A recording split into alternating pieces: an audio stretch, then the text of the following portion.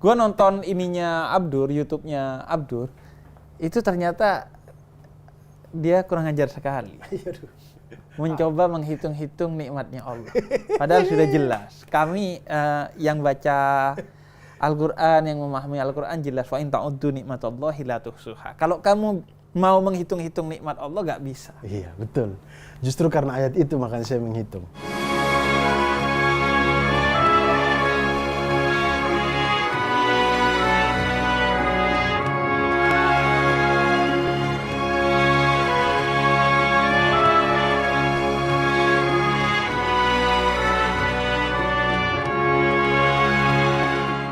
Assalamualaikum warahmatullahi wabarakatuh. Kembali di Cahaya untuk Indonesia bersama saya Husein Ja'far Hadar, dan kali ini saya ditemani oleh seorang dai yang sangat populer.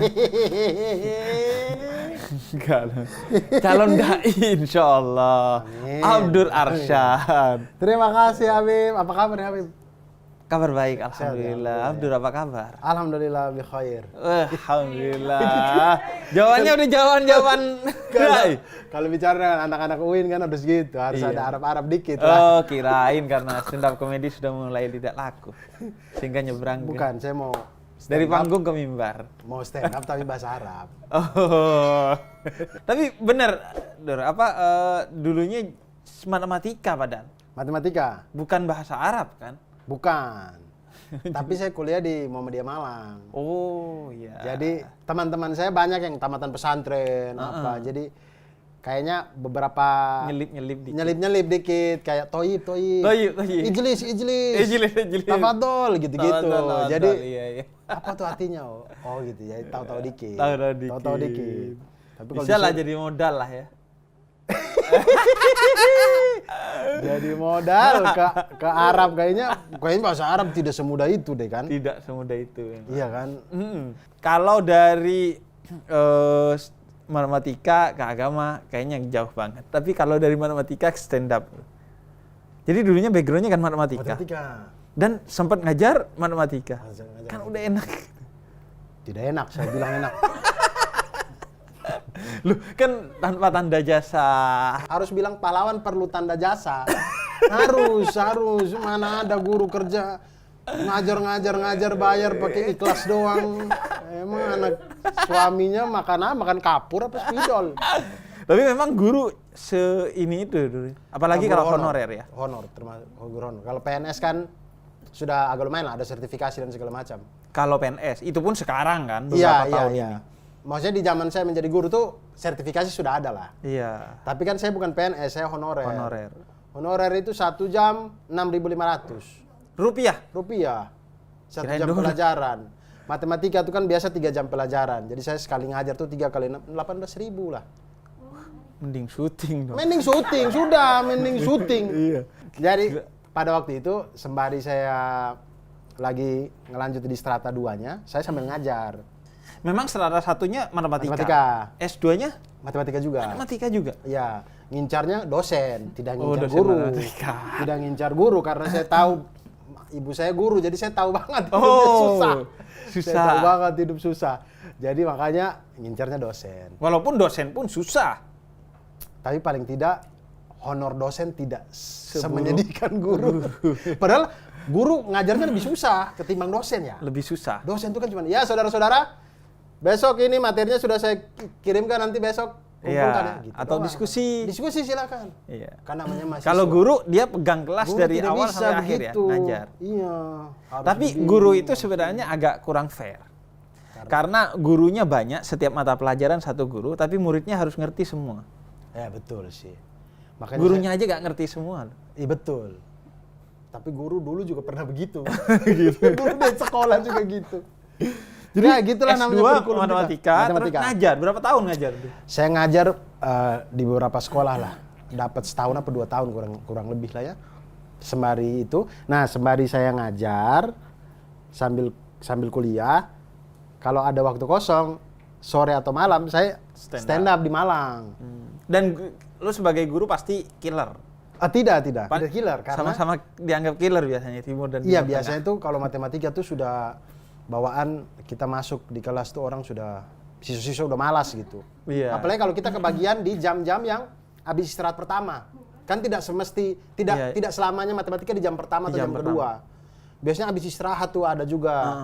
Nah, kita sudah habis istirahat, masuknya di kelas IPS. Nah, Aduh, itu beban banget itu. IPS masih dapat matematika dasar biasanya. Masih dapat. Matematika Kan mereka dasar. UN-nya pada waktu itu kan belum UN-nya masih ada waktu itu. Belum, maksudnya sampai sekarang masih ada, tapi kan sekarang sekolah sudah bisa luluskan kan kalau dulu masih tetap negara. Oh iya. Nah, itu zaman saya itu masih tetap negara, mereka masih ada UN-nya yang matematika.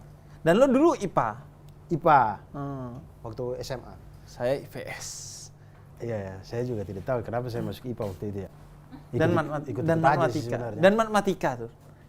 Iya, kuliah matematika karena kan kalau kuliah kan kita lebih bebas ya, betul, lebih bisa memilih. Kenapa lu pilih matematika? Karena waktu itu orang tua kasih saya 2 pilihan. Karena ujung-ujungnya guru, jadi 2 pilihan. Mau bahasa Inggris atau matematika. Saya bilang daripada saya bahasa Inggris, mending saya matematika gitu. Mending saya matematika, betul. Saya tuh lemah banget kalau bahasa-bahasa begitu tuh. Karena begini, tidak ada panduan pasti bahasa Indonesia maupun bahasa Inggris ya. Iya. Kayak misalkan kalau bahasa Indonesia itu yang kayak menemukan pikiran utama, atau yang bahasa Inggris punya yang refer to. Iya. Sentence apa terus refer to. Pilihan A sampai E semuanya hampir sama. Iya. Rumus apa yang kita pakai untuk kita tahu kayak menentukan sebutkan pokok pikiran utama dari paragraf di atas. Apa pikiran utamanya? A sampai E sama. Iya. Kalau matematika kan jelas. Iya. 2 pilihannya panjang berapa? 2 cm, 3 cm, 4 cm, 5 cm. Jelas pasti salah satu itu. Ilmu pasti. Iya, tidak mungkin sisi itu 3 cm dan 2 cm, nggak mungkin. Pastilah gitu. Iya. Nah, kalau tapi ada kelemahannya tuh. bahasa Indonesia sulit saya. Karena dia ilmu pasti, maka dia menghadapi dunia yang penuh ketidakpastian, dia sering gagu. Termasuk juga ketika dia belajar agama. Nah, ketika belajar agama, orang eksak itu, dia kan biasanya menghendaki kepastian. Sedangkan agama itu kan turun dari sesuatu yang maha tak terbatas ke manusia yang terbatas. Sehingga pasti setiap manusia tidak bisa mutlak memahami kebenaran itu sendiri. Pasti dia, kata Jalaluddin Rumi, kebenaran itu seperti cermin yang jatuh ke muka bumi, kemudian pecah dan terserak. Setiap orang ya pegang kebenaran masing-masing, yang kalau ingin mencapai ridho Allah ya harus saling menggabungkan potongan-potongan cermin itu. Nah, agama itu kan tafsiran akhirnya, soal penafsiran. Al-Quran itu suci, tapi penafsiran manusia atas Al-Quran itu gak pasti dan gak suci. Dia relatif. Makanya saya bersyukur sih, walaupun saya susah payah di matematika, kuliah dan segala macam, tapi saya merasa bahwa gara-gara saya kuliah matematika itu kayaknya pikiran saya agak cukup runut ketika melihat sesuatu gitu. Iya, koheren gitu ya, nyambung, nggak lompat-lompat. Iya. Kan? Dan gue nonton ininya Abdur, YouTube-nya Abdur, itu ternyata dia kurang ajar sekali. Mencoba menghitung-hitung nikmatnya Allah. Padahal sudah jelas. Kami yang baca Al-Quran, yang memahami Al-Quran jelas. Wa in ta'uddu nikmatallahi la tuhsuha. Kalau kamu mau menghitung-hitung nikmat Allah, gak bisa. Iya, betul. Justru karena ayat itu makanya saya menghitung.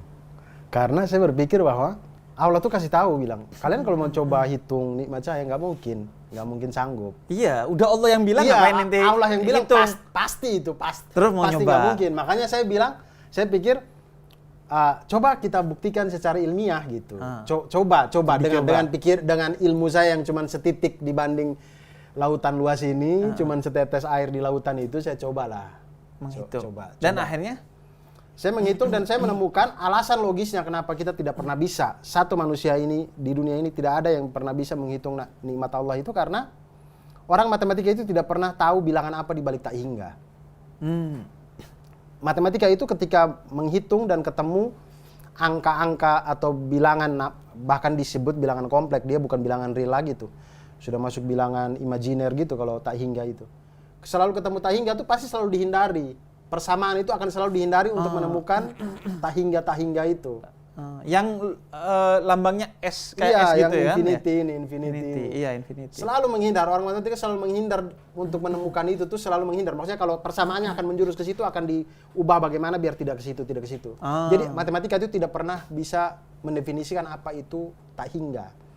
Nah, itu yang membuat simpelnya itu yang tidak bisa kita menghitung nikmat Tuhan. Dan seingat gue itu lo hanya mata doang ya kalau nggak salah yang Iya, itu baru nikmat mata doang, baru nikmat mata doang. Nikmat mata. Iya. Jadi justru kesimpulannya memang secara ilmiah memang nggak bisa dihitung. Saya mengambil mata itu karena saya kurang tahu itu tuh cerita sufi atau hadis atau apa ya yang katanya ada ahli ibadah yang dia pengen masuk surga karena ibadahnya selama 500 tahun, tapi kemudian ketika ditimbang dengan nikmat sebelah matanya doang, ternyata nikmatnya masih lebih banyak daripada amalnya dia gitu. Sepanjang 500 tahun itu. Dan dalam hadis memang bahkan Rasul pun masuk surganya itu, Rasul kan dijamin masuk surga.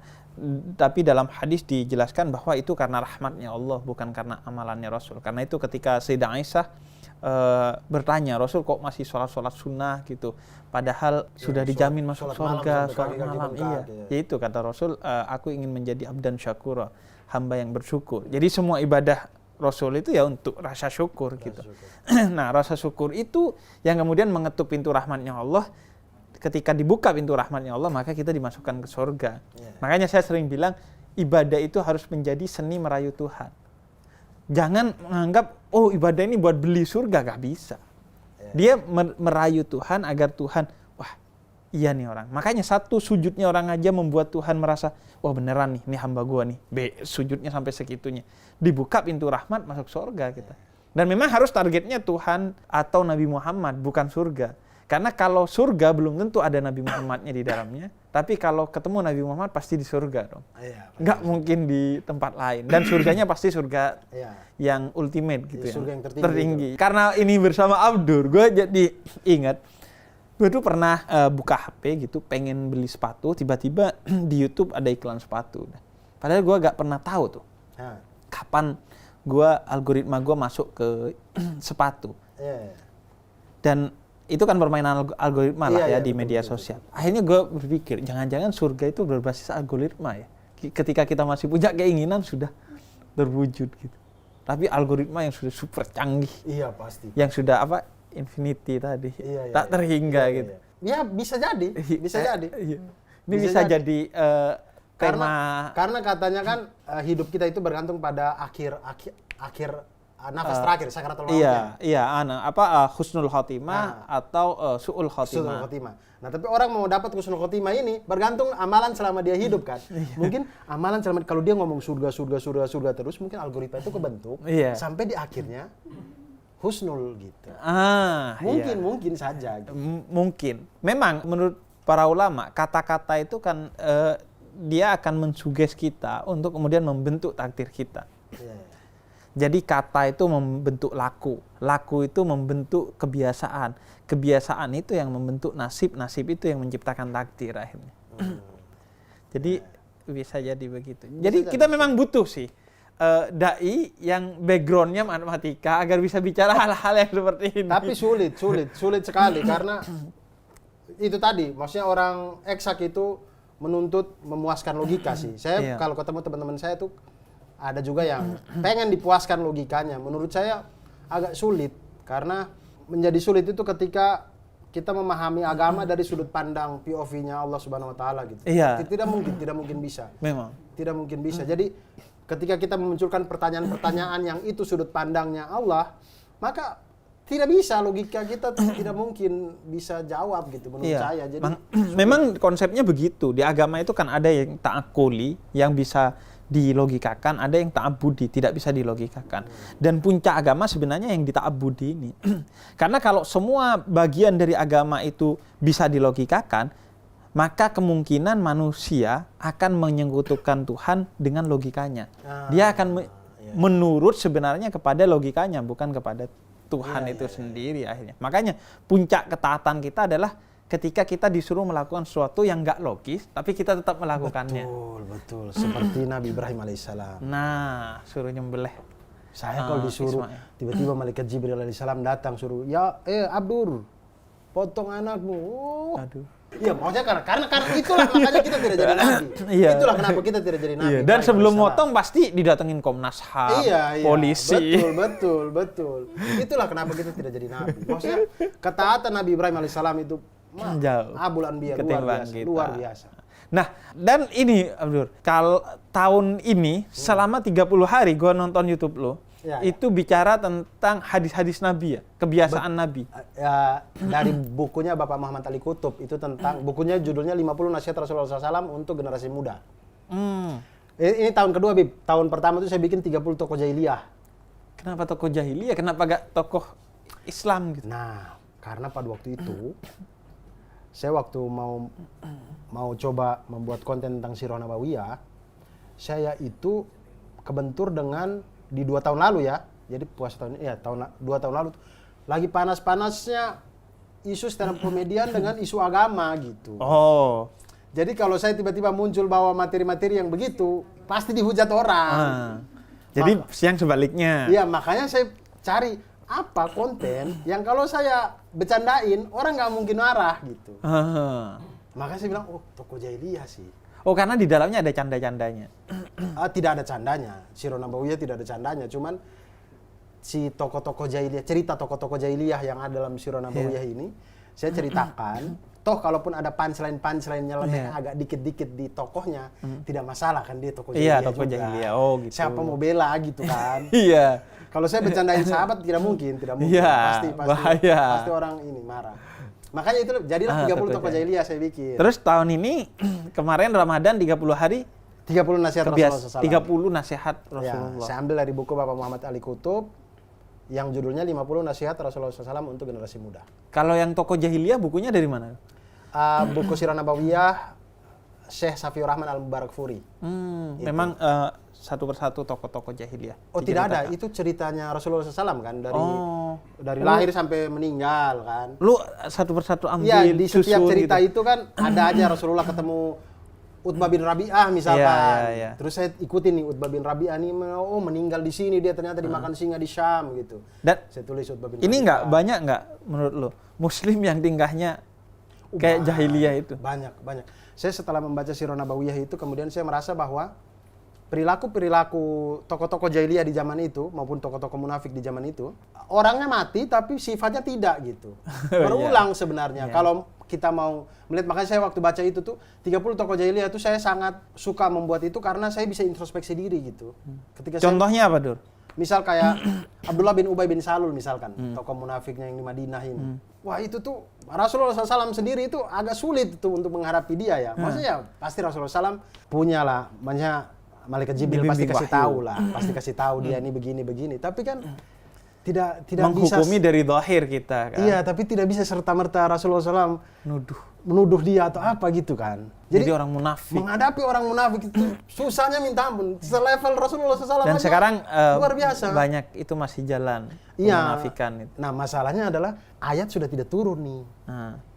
Tidak ada lagi orang yang bisa menentukan ini munafik, fulan ini munafik, fulana ini tidak, fulan ini tidak munafik. Siapa gitu? Jadi orang munafik. Menghadapi orang munafik itu susahnya minta ampun. Selevel Rasulullah SAW dan aja sekarang luar biasa. Banyak itu masih jalan munafikan itu. Nah, masalahnya adalah ayat sudah tidak turun nih. Tidak ada lagi orang yang bisa menentukan ini munafik, fulan ini munafik, fulana ini tidak, fulan ini tidak munafik. Siapa gitu? Kan kita cuma bisa lihat, oh mulutnya syahadat, ya sudah. Mana kita tahu isi hatinya, kita dan tahu. Kita memang dituntut oleh Rasul untuk menghukumi orang dari luarnya. Tidak bahkan tajassus itu memata-matai aja dilarang. Oh gitu. Kita menghukumi hanya dari luarnya saja. Nah, dari sana Dur, kemudian banyak orang yang menilai Abdur ini hijrah sekarang. Walaupun saya tidak yakin dari obrolan penampilannya. Nah, kalau lo nanggep ini nih, orang yang menganggap wah Abdur sudah hijrah gitu. Saya tidak tahu, maksudnya kalau hijrahnya Rasulullah, kalau berkaca pada Rasulullah SAW dari Mekah ke Madinah, maksudnya dari tempat yang diganggu-ganggu kemudian ke tempat yang lebih bagus dan segala macam. Islam lebih menyebar dan segala macam. Kalau saya merasa bahwa saya tidak berpindah dari satu Abdur ke Abdur yang lain juga tidak. karena kami stand up comedian itu terbiasa menulis materi dengan berdasarkan keresahan, kejujuran yang ada. Maka dari panggung ke panggung, semakin banyak tulis materi, kita tuh seperti menguliti diri sendiri gitu. Iya. Sampai di satu titik mungkin kita tuh sudah transparan aja di atas panggung. Karena penonton udah tahu, Abdur tuh begini. Karena materi yang kita buat tidak kita mengada-ada gitu. Iya. Saya kesal tentang ini, saya bikin. Jadi Dan akhirnya, itu semua rata-rata kejelekan kita. iya. Kan materi-materi itu kan. Iya, kadang saya tidak suka begini. Akhirnya suatu saat tuh orang akan melihat kita secara telanjang gitu, kayak Abdur tuh ternyata orangnya begini. Nah, mungkin karena berdasarkan dari itu, ketika saya membuat konten-konten agama ini mungkin adalah salah satu kulit saya yang mungkin belum kelihatan di waktu yang awal gitu. Makin ke sini kemudian kebuka dikit kelihatan gitu. Iya. Jadi maksudnya karena basicnya bukan basic juga sih, maksudnya karena dulu saya kuliah di Muhammadiyah Malang, kemudian sering ikut kajian di kampus dan segala macam. Jadi saya rindu suasana itu gitu, suasana. Dan kalau kita membaca sesuatu dengan niat ingin mengajarkan gitu, ketanamnya lebih lama. Iya, benar. Iya. Jadi ketika saya baca Sirah Nabawiyah dengan niat bahwa bikin konten gitu, menjelaskan tokoh-tokoh. Jadi tokoh-tokohnya itu saya catat betul. Lebih teliti. Saya catat ulang, lihat. Dan gitu. setelah diceritakan biasanya jauh lebih nempel di kepala kita. Iya, Sama gitu. kayak materi presentasi kita di kampus. Betul. Biasanya kita akan sangat menguasai materi yang kita presentasi di depan. Iya. Karena ketika dipresentasikan tuh biasanya lebih mateng dan lebih lebih melekat di kita. Iya. Gitu. Oke, jadi ya itulah ya. Itulah. Enggak karena hijrah itu kan setiap orang akhirnya punya konotasinya masing-masing. Iya. Lu nggak mau kemudian dihukumi sesuai dengan konotasi orang yang random banget kan. Setiap orang pasti punya makna betul. sendiri tentang hijrah Iya. itu. Mungkin karena saya juga tidak merasa saya berubah yang betul-betul dari A ke B gitu, tidak juga, masih sama aja, cuman lebih ke hal-hal yang dulu tidak saya tampakkan gitu. Oke. Sekarang ada games sedikit. Boleh. Kita bermain-main. Gua mau ngasih pertanyaan, di ujungnya langsung lu jawab apa lanjutannya. Siap. Sesuai dengan diri Abdur. Oke. Entah yang sebelum atau setelah hijrah. Matematika itu asik karena